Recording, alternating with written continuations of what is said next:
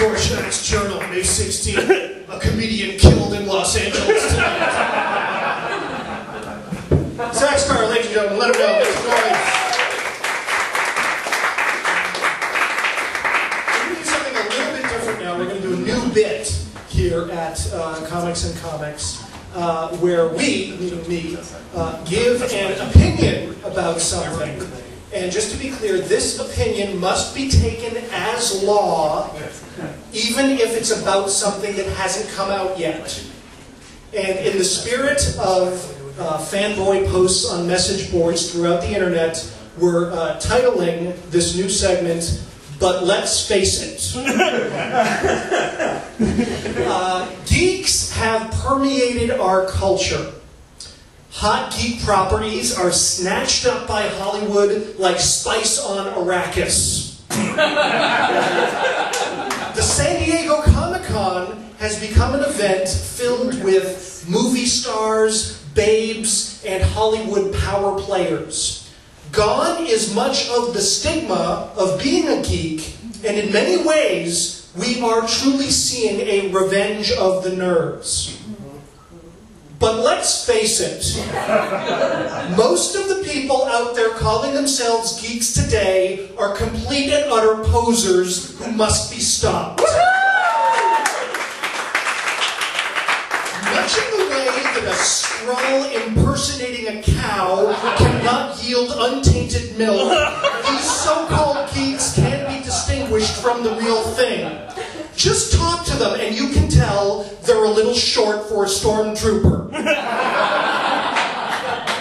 The main difference is that these people lack the social awkwardness required to immerse yourself in fandom to the point where the label is meaningful. They have not defeated King Sneer Iron Belly armed only with 20-sided die.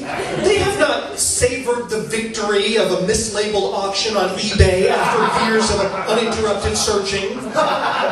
These people were at the prom. And why should they be allowed to join the AV club without knowing how to use the equipment? And I don't mean that figuratively.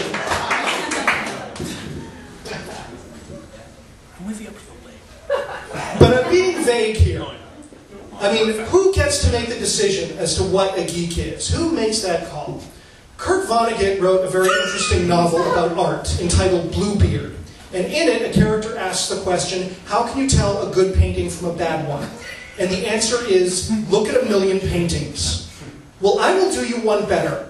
How can you tell all that is good in the world versus all that is bad?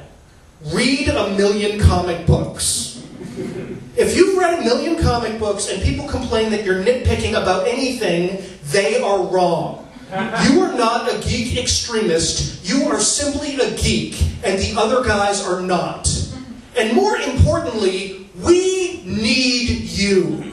We need you to explain that combining the Joker and Joe Chill into one guy is a deal breaker. That Godzilla can never be CG. That Galactus is not a cloud. That Photoshop plugins are not a substitute for sound draftsmanship and anatomy. And we need you to never stop screaming to the heavens that Han Solo did not hold off on pulling the trigger because he was worried about the moral impact that it might have on Katie, Jet, and Amanda. And it's important to clarify that geeks don't hate everything.